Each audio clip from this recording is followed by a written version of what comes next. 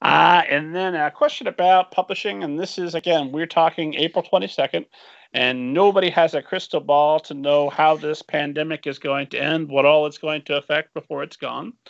But what changes are you seeing in publishing in response to this? What changes do you anticipate continuing? So, yeah, again, it is April 22nd. I feel like we need to keep reiterating the date because things are changing pretty quickly. Like every industry right now, things are uncertain.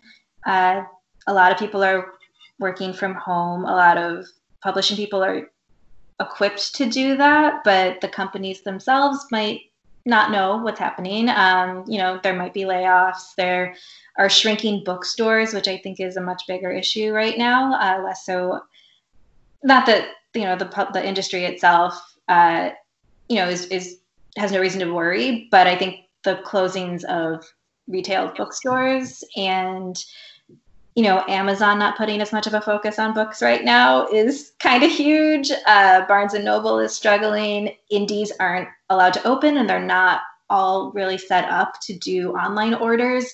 So that is definitely a factor right now to be aware of, that, if we can't sell as many books in stores, publishers might not be able to buy as many books, and those lists get smaller and smaller. Agents won't be able to acquire as many books because there will be fewer places to sell them. So it's all sort of in flux.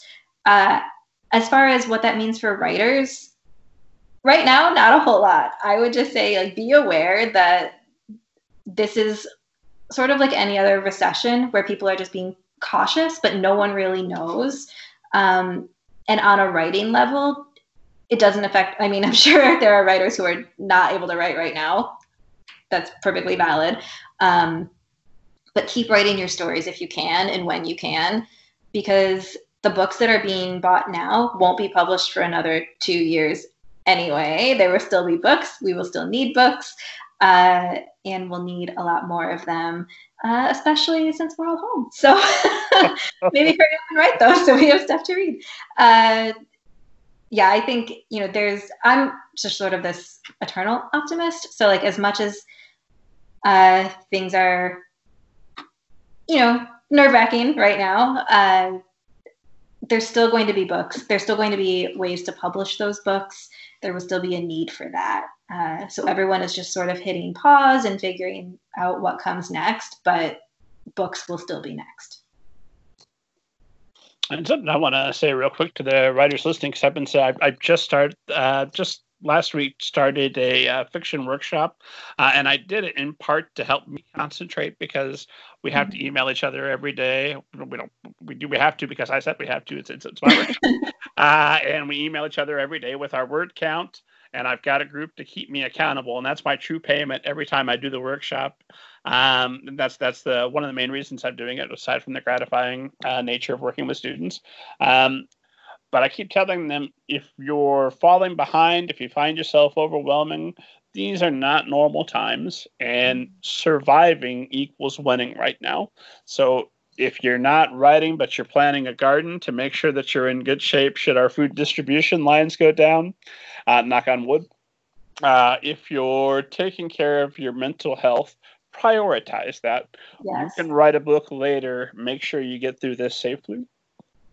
Yeah, I heard many people say it sort of like that as well, of just, we're not all just on vacation right now. This is not a work from home little staycation we're all going through. We're all just trying to make it through the day and survive a trauma together while also trying to work. Just take care of yourselves more than anything else. And I love that you're doing a fiction workshop right now. I'm teaching one right now, and it is thank God for online workshops, but we also had that virtual hug with each other of, I'm so glad we can still do this, and we could do it online. And it, things are slower right now because we're all just a little bit more nervous, a little bit busier just mentally. But we still have this, this is still our reason to write right now. And it's really nice. It's just a nice, hopeful thing that I can sign in and just see all these people writing and be like, oh, right, books still exist and writing still exists. And it's lovely. If those esteemed audience members listening want to sign up for your next workshop, where might they find more information on that? So I'm doing one right now. So unfortunately, that's too late to sign up for that one. I do teach the occasional workshop on inked voices, which is, even if you don't want to sign up for a workshop in particular, is a great place to just join. It's a good writers community, and you can meet critique partners there. I love doing plugs for them whenever I can, even when I'm not offering a workshop at the moment, because I just think it's a great organization. And I also sometimes still offer critiques, not necessarily workshops, through Manuscript Academy. And if writers listening know what Manuscript Wish List is and know that hashtag really well, it is the same people behind that who now offer workshops and classes. And sometimes I'm up there offering consultations and critiques, so you can find me there also. And then I suppose I should ask you my final question, because we're getting to that time of night. Okay. Time to wrap it up. My final question is always some variation of, if there was one or multiple bits of advice you could give to all the authors listening that you feel would make a significant difference in their career and their work, what would you like to tell them? Just one thing? As many things as you want. We can stay here another hour, and you can I was going to say, I think definitely another hour. I would say the advice I give most often is read. Read in the genre you want to write in. Read in the genre you already do write in. Read in genres you don't ever want to write in. Just be well read and know what's out there. Read recent books. Revisit the classics if you want. Just, you have to be a good reader in order to be a good writer. To me, there's no compromise.